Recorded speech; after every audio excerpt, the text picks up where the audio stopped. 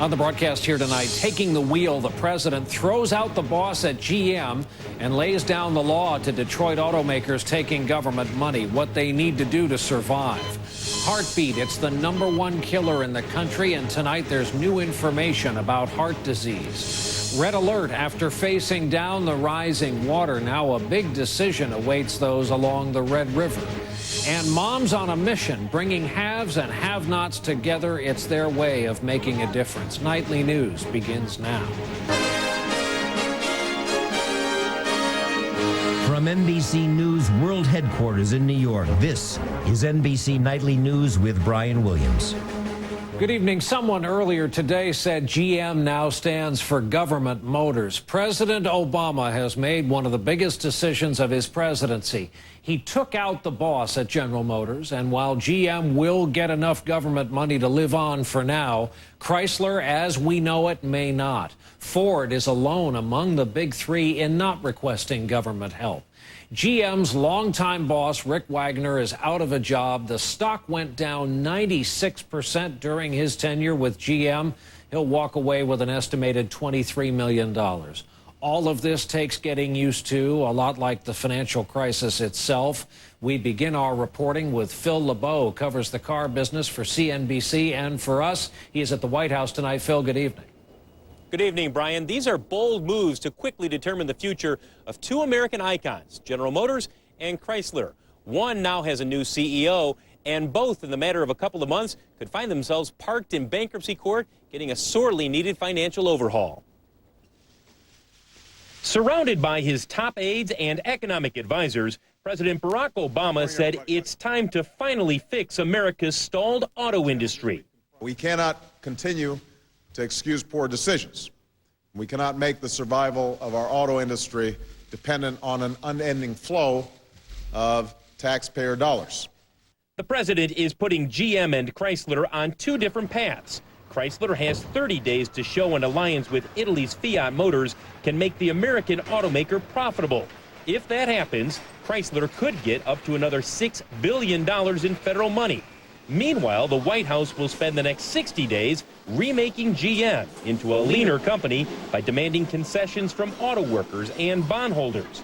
And for the first time, the federal government is endorsing the idea of using bankruptcy to clean up GM's massive debts. We will do what it takes, and I think what the government was saying is that we will help this company do whatever is required in order for us to emerge from this situation and be successful in the future.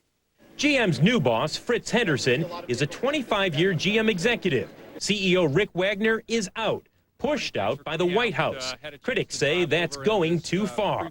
What does the signal send to other corporations and financial institutions about whether the federal government will decide to fire them as well? To encourage Americans to buy American, even if the automakers are bankrupt, come with the cruise control. The Treasury Department will now back the warranties of vehicles sold by GM and Chrysler. But critics say that guarantee may not be enough to win over already skittish consumers. From a consumer standpoint, bankruptcy is really a huge red flag for them. The White House is banking on a quick fix to get GM and Chrysler back on the road to profitability.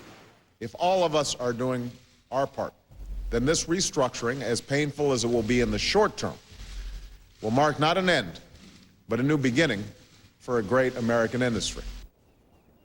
This is just the beginning of the Obama administration becoming very active in reshaping the auto industry. In fact, members of the Obama administration will be in Detroit working side by side with GM executives to rebuild that company. Brian? Very active may be an understatement. Phil LeBeau starting us off at the White House tonight. Phil, thanks as always. For the American car industry, which has now lost close to 400,000 jobs in the last year, today's news adds insult to injury, especially for the folks who make the cars many of us drive. NBC's Peter Alexander is at a Chrysler plant in Warren, Michigan tonight. Peter, good evening. Brian, good evening to you. Workers here at Chrysler and at General Motors have gotten used to a lot of this bad news over much of the last 2 years. In that time alone, GM lost nearly $70 billion. And many people here feel that Washington just doesn't understand Detroit.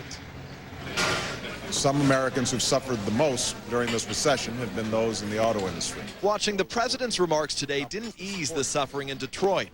Just across the street from where General Motors designs its cars of the future, these factory veterans fear it's their future at stake.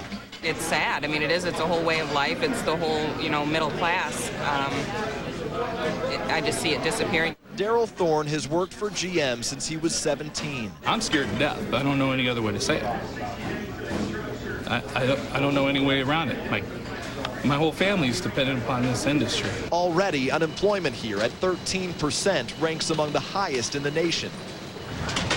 At shift change outside Chrysler's Warren truck plant, workers are anxious about the government's 30-day deadline. I always had faith in Chryslers. I always thought they would be around, but I don't think so now. Still, not everyone here is ready to give up. We work damn hard to make sure that we put out a good product. But now the companies making those products will have to change. And Governor Jennifer Granholm vowed her state will keep pace with those changes. The vehicles of the future will be built in Michigan, in the United States. Auto critic Mark Phelan warns that Chrysler remains on thin ice, but says GM has shown strong signs of improvement in quality and fuel efficiency that will keep them viable. They've shown that they get it. I mean, General Motors has demonstrated that it has a future.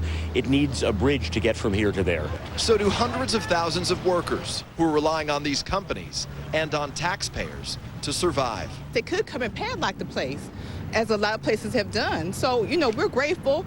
We're just going to sit back, wait, and pray. And the sense of hope in these communities is unmistakable, Brian. As one man told me tonight, I owe everything in my adult life either to my parents or to GM. Peter Alexander in Warren, Michigan, where they make a lot of trucks every year. Peter, thanks. And to put a period at the end of this sentence, our NBC News political director, our chief White House correspondent, Chuck Todd, is with us from the White House briefing room tonight. Chuck, you and I spoke earlier. You made 2 points. Number one, the critics are already circling, saying, if you're going to fire the head of a car company, what about some of these financial firms and bankers who got us in so much trouble? And number two, it's your estimate that barring other huge global events, we look back at the Obama presidency, today's decision, firing the head of GM is going to rank perhaps in the top 5. It is. There have been so many bailouts, we're kind of numb to it. But this really is a big one. It's Kennedy and the steel industry. It's Reagan and firing those air traffic controllers. It's Truman and the railroads. This is a big moment, a pivotal moment. And the other thing about it is that not only did the president essentially fire the head of a corporation that's frankly an American icon, is that he said that the auto industry is going to be taken over by Washington. Washington, has already been all over Wall Street. Now Detroit is practically moving here. You've got Republicans hitting him for looking like a nationalization Democrat, pro-government Democrat, and then folks on the left, as you mentioned, upset that he hasn't fired Wall Street CEOs, but he did fire an auto CEO. Brian? All right, the discussion will continue. Chuck Todd from the briefing room in the West Wing tonight. Chuck, thanks. On Wall Street here in New York, investors were rattled by today's event, especially the ripple effects through the car business. Dow finished down 254, more than 3% of a loss on the day's trading. Tomorrow morning, President Obama flies to London for a summit of the so-called G20 group of nations. Together, they represent 85% of all the economies in the world. To say they are gathering at a crucial time for the world is a vast understatement. Tonight, we get a preview from a veteran analyst, Joshua Cooper Ramo. He's the author of the new book, The Age of the Unthinkable, which pretty much describes these times we're living in. The financial crisis, terrifying as it is simply a symptom of a larger set of problems we face. The very nature of the international system is exploding in complexity. The G20 in that regard is possibly as important a summit as we've had since Yalta at the end of World War II. And it's also a crucial moment for American leadership. Obama has got to get up and express a grand strategy for the United States and for the world, because there's uneasiness all around the world now. The G20 is one of the last sort of gatherings at this moment of crisis where nations will come together to try and figure out, is there a coherent set of values and interests that we all share that will keep us operating together in the face of immense pressure, particularly domestic pressure, to go our own ways. We now face a world that really transcends our ability to explain it or to manage it. The credibility of the people that we rely on to do that for us, whether they're the Secretary of the Treasury or the President of the United States, are very much on the line right now. To the extent they're unable to deliver solutions, it's going to make it easier for people to rise who come up with very simple and very dangerous solutions to the problems that can never be solved that way, and that will come really at the cost of the things we hold dear, our liberty, our freedom, all these other things. And so unless the G20 turns into a real hot pot of innovation and not just a machine for producing old ideas, we're all in a lot of trouble. Analyst and author Joshua Cooper Ramo, sobering report from him tonight in his own words. There is word tonight 2 American journalists detained by North Korea earlier this month are now expected to be put on trial for illegally entering that country. Yuna Lee and Laura Ling work for Current TV, the California-based media company founded by former Vice President Al Gore. For the latest on this story, we go to our justice correspondent, Pete Williams in Washington. Pete, good evening. Brian, because the State Department has no formal relations with North Korea, it's working through Swedish diplomats who met with the 2 American journalists today. The 2, Yuna Lee and Laura Ling, who is the sister of TV journalist Lisa Ling, work for Current TV and were in China for a story about North Korean refugees. They were arrested March 17th by guards on North Korea's northeastern border with China. North Korea is accusing them of, quote, illegal entry and hostile acts. An American official says the Chinese government is also helping as an intermediary, but the U.S. is trying not to raise the profile of the 2 women, concerned that elevating their status in the eyes of the North Koreans could make it harder to get them released. Brian? All right, Pete Williams in our Washington bureau. Pete, thanks. You might have heard news from the health world this morning, and we wanted to touch on the story briefly here tonight. It's about combining different kinds of medications, and our health editor, Dr. Nancy Snyderman, is with us here tonight with more on this. I heard you say today that if it's approved, it might help doctors trying to get patients to take a lot of things at once. Yeah, the question is, can you put 5 medicines into one? So this was looking at over 2,000 people, and what they found was the simple combination of 5 things: a low-dose statin, low-dose aspirin, and 3 commonly used blood pressure medications. All those put into one pill, being dubbed the poly pill, in people with no known heart disease, reduce their risk of heart disease by 50 to 60%. Obviously, if you can take 1 pill over 5 and it's safe, you're ahead of the game. And there was other news on the statin front today, something funded by the company AstraZeneca. Right, but they make Crestor. You said it's good science nonetheless. It's very good science. It's a very good study, and this is coming out of something we already knew last fall. Crestor, a statin, in people in a large trial, over 18,000 people, reduced the risk of heart disease and stroke. But what they also found was it reduced the risk of deep vein thrombosis, those clots that if they let go can go to your lungs and worst case go to your brain and cause a stroke. Decreased it by 43%. Statins absolutely are the medications of the future, and really something that everyone's going to have their eyes on. So what may be a big-time unintended consequence. Yes. Dr. Nancy Snyderman, as always, Brian. good to see you. Thanks. We'll take a break when Nightly News continues here as we go along the way this Monday night. The latest challenge in the Midwest flood zone this evening after a rough weekend. And later tonight's Making a Difference report, the women who got together to do good things for other people without being asked. Bicycle, I've missed you. Gathering dust as flowers bloom and pollen floats through the air, while I, sneezing, itching eyes, looked for safer havens in the air conditioning. But now with the strength of 24-hour Zyrtec to relieve my worst allergy symptoms, indoors and outdoors, I'll wipe off the dust that gathered these long months. Use Zyrtec, which starts working 2 hours faster than Claritin. And promise not to wait as long to go for our ride. Because with Zyrtec, I can love the air. My doctor told me something I never knew. As we get older, our bodies become less able to absorb calcium. He recommended Citracal. It's a different kind of calcium, calcium citrate, with vitamin D for improved absorption to nourish your bones. I'm gonna do another one of my sleep studies. Advil PM or Tylenol PM. With Advil PM, she's spending less time lying awake with aches and pains and more time asleep. He should switch to Advil PM, the better night's sleep. Capturing the beauty of nature, sharing what I see. That's my vision, and I'm living it. Every day, Transitions lenses are there to help care for my sight. Transitions lenses adjust to changing light to reduce glare and help protect your eyes from UV damage, so you can see better today and tomorrow.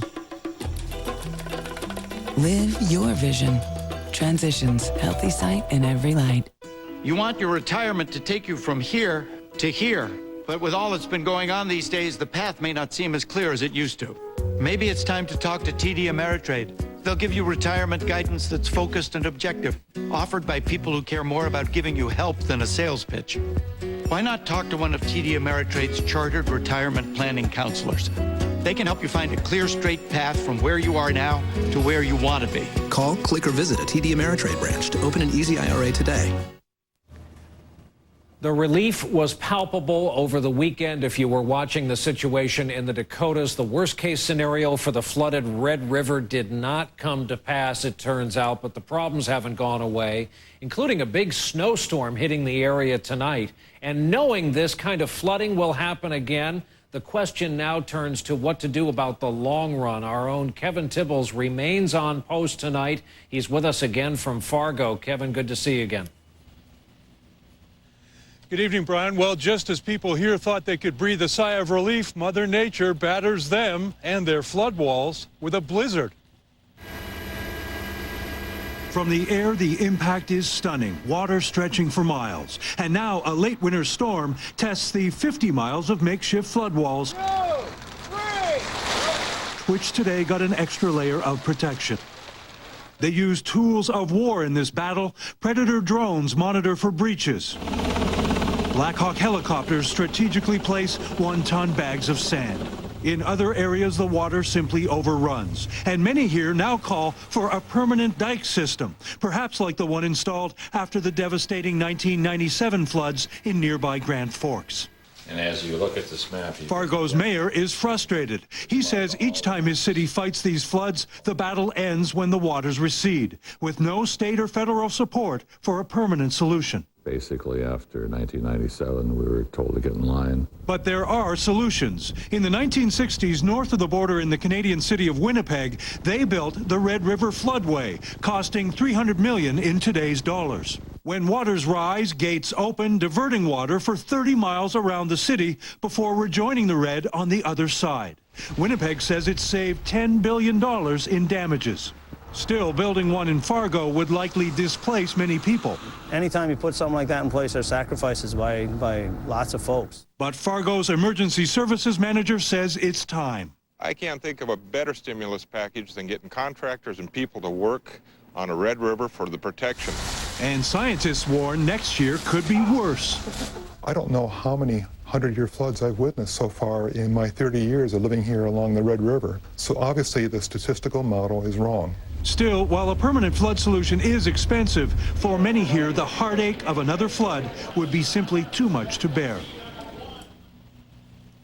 And Brian, this latest storm could drop as much as a foot of snow and packs heavy, high winds. That's only going to put further pressure on a flood wall system here that's already strained to the brink. Brian? Kevin Tibbles in Fargo tonight, where life these days far from easy. Kevin, thanks. When Nightly News continues in a moment, late word of another major food recall. We'll be back with details in a moment.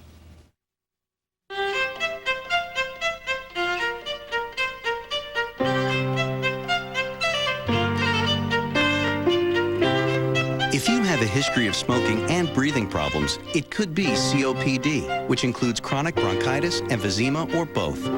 Discover Spiriva, the only once-daily inhaled maintenance prescription that treats both forms of COPD. Spiriva significantly improves lung function to help you breathe better for a full 24 hours. And it's not a steroid. Spiriva is not a rescue inhaler. Tell your doctor about your medicines, even eye drops, and illnesses like glaucoma and urinary or prostate problems. These may worsen with Spiriva. The most common side effect is dry mouth. Others include constipation and problems passing urine. In the event your breathing suddenly worsens, your throat or tongue swells, you get hives, vision changes, or eye pain, stop taking Spiriva and call your doctor. Spiriva is one of many treatment options to consider with your doctor. Make a habit of breathing better with Spiriva. Bush's baked beans. Jay, it's Grandpa Bush. Let Duke sell Bush's secret family recipe. Nice try, Duke. How'd you know it was me? Grandpa didn't have a tail. Oops. Enjoy Bush's baked beans made with our secret family recipe.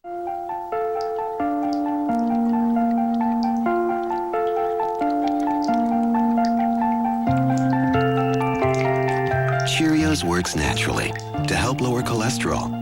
Let it help lower yours. During Lobster Fest, discover more ways to love lobster than ever. With decadent entrees like our Lobster Lover's Dream, our wood-grilled lobster and shrimp, and 11 other irresistible lobster creations. Ending soon at Red Lobster.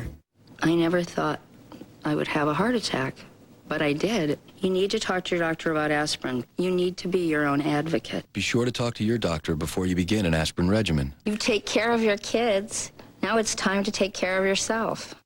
Presenting Miracle Grow Liquifeed, the only garden feeder that works with ready-to-use liquid Miracle Grow. It's a revolutionary way to grow a great garden. Liquifeed makes feeding as easy as watering. No measuring, mixing, or guessing. Just attach, insert, and feed. Plants get the perfect balance of water and nutrients to grow twice as big. Now, nothing can hold you or your garden back. Liquifeed from Miracle Grow. Tomorrow on Today, before the ER doors close, Meredith plays Doctor. Overinflate the trach tube cuff. Or maybe not, on NBC. Something of a breaking story we mentioned before the break tonight. A California nut producer is recalling its entire yearly crop of pistachios, over 1 million pounds of them. And a California processing plant is under investigation for a possible salmonella outbreak. A nationwide recall of mixed nuts and trail mix went into effect last week. Officials have traced the problem to a California company called Seton Farms. There have been no reports of illnesses tied to this batch. A new recommendation for parents of kids between the ages of 12 and 18. Experts now say every child in that age group should be routinely screened for depression, which now strikes 1 in 20 teenagers and can, of course, lead to lower grades and frequent illness and alcohol and drug use. The recommendation in the journal Pediatrics says therapy and, in some cases, careful use of antidepressant drugs can help. The ground shook for a while today in and around San Jose, California. The quake was a 4.3, no significant damage reported. Seismologists say they believe it is unrelated to the dozens of relatively small earthquakes recently at the southern end of the San Andreas Fault. They're called a swarm of earthquakes in the earthquake business. They've been centered near Palm Springs and the Salton Sea area of Southern California. When we come back here tonight, mothers on a mission. By doing so, they are making a difference. She's losing her battle against nasal allergies, but we found a way to fight it. Omneris to the nose! Omneris works differently than many other allergy medications. Omneris fights nasal allergy symptoms that occur from allergic inflammation. Relieve those symptoms with Omneris. Side effects may include headache, nosebleed, and sore throat. Mission accomplished. Oh, incoming! Ask your doctor about Omneris. In the battle against nasal allergy symptoms, Omneris combats the cause. Emmett, your gray facial hair has put you in a rocking chair. Your beard is weird. Just for Men Gel. Gets rid of gray in 5 easy minutes. His edge is back. He scores! Just for men. Keep your edge. My grandkids are a great reason for me to keep my bones strong. But even with calcium, vitamin D, and exercise, I still got osteoporosis. I never thought I could do more than stop my bone loss. And then my doctor told me I could with once monthly Boniva. Boniva works with your body to help stop and reverse bone loss. Studies show after 1 year on Boniva, 9 out of 10 women stopped and reversed their bone loss. I know I did. Don't take Boniva if you have low blood calcium, severe kidney disease, or can't sit or stand for at least 1 hour. Follow dosing instructions carefully. Stop taking Boniva and tell your doctor if you have difficult or painful swallowing, chest pain, or severe or continuing heartburn, as these may be signs of serious upper digestive problems. If jaw problems or severe bone, joint, and/or muscle pain develop, tell your doctor. I've got this one body and this one life, so I wanted to stop my bone loss, but I did more. I reversed it with Boniva. Ask your doctor if Boniva can help you stop losing and start reversing. For a free trial offer, call 1-800-4-BONIVA. Thermacare wants to know, where does it hurt? My aching back. Target the pain with Thermacare Heat Wraps. Thermacare is clinically proven to deliver real heat that penetrates deep to relax tight muscles all day. Try Thermacare Heat Wraps and wear it where it hurts. Hi. Number 2, please. Would you like that to hurt now or later? What? Sir, it's a simple question. Do you want heartburn pain now or later? These heartburn medicines make you choose between hurting now or later. Pepcid Complete doesn't. It starts to neutralize acid in seconds and keeps it under control all day or all night. Sometimes you gotta make compromises, man. No, you don't, man. Pepcid Complete works now and works later. Now with a great new taste. This is a KGW News Channel 8 update. Next, the sexting case in Newport that has 3 people, including 2 teens, facing criminal prosecution. And the deadline's closing in on getting those studded tires off the roads. And we have more winter weather on the way up in the mountains. Here in the valleys, I've got to warm up the end of the forecast at 6. We're back. It's time for our Making a Difference report, and please keep sending us your stories of the good deeds being done for others in this bad economy. This particular email comes to us from Mariah in Chester County, PA. She writes, our county library is offering a Food for Fines amnesty program during National Library Week, April 12th. We ask patrons who owe fines to bring non-perishable food items and paper products to the library. Each item donated is worth $1 towards fines owed.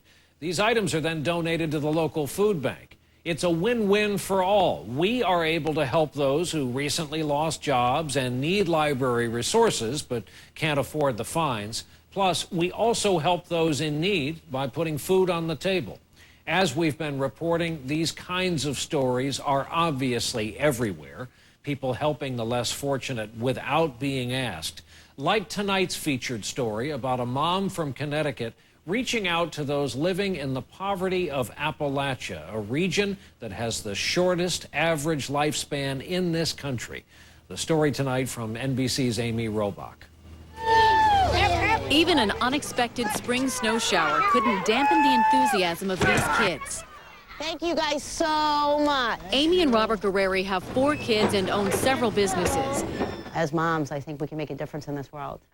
Amy and her friends worry their children think poverty only exists in faraway places. It's been a mom brigade. I swear this is what's happening. On a mission to rally her town to give, and give big. Money and much-needed supplies. They'll deliver several times a year to an area with 3 times the national poverty rate. Could you imagine if every community can adopt a county, how fast, we can solve this problem?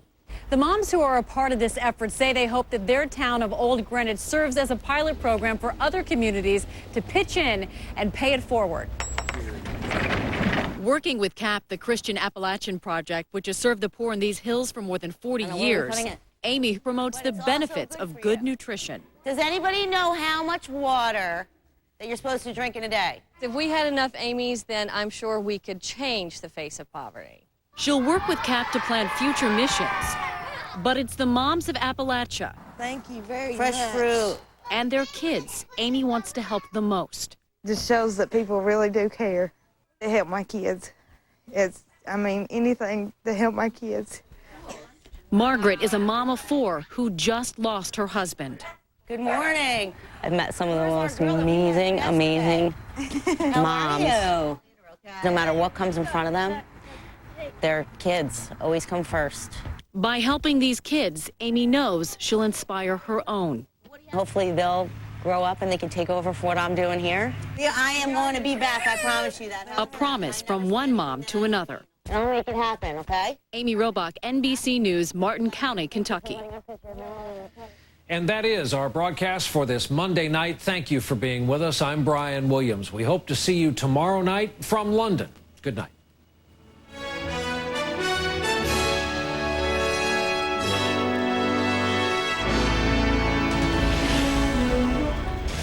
Up in smoke, a moment of silence followed by flames, then applause. I'm just hoping for a sense of closure. How the burning of this abandoned home helps a murder victim's family heal. A picture is worth jail time? That's what a 17-year-old is facing over the cell phone video she took at a drunken party. It's part of a new trend called sexting. We're in Newport, where prosecutors say a prank crossed the line. And fishing as therapy. After war, many veterans keep struggling for peace of mind. I was drinking a lot. It was like I didn't know how to do anything without drinking. How time spent on the water is having a ripple effect. From the KGW HD studios. where the news comes first. News Channel 8 at 6 starts now. Hello, I'm Joe Donlin. And I'm Tracy Berry. First at 6, an emotional farewell.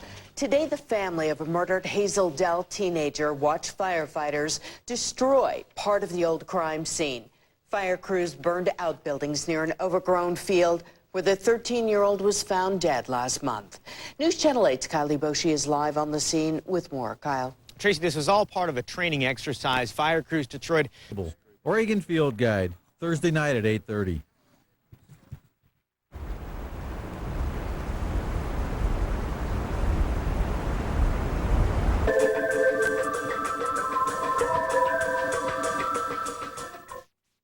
Stein Oil Company, fueling for businesses in Clackamas, Oregon City, Milwaukee, and Tualatin. The Oregon Community Foundation, where Oregonians share a passion to improve their state, helping to create charitable funds for the causes you care about. OregonCF.org.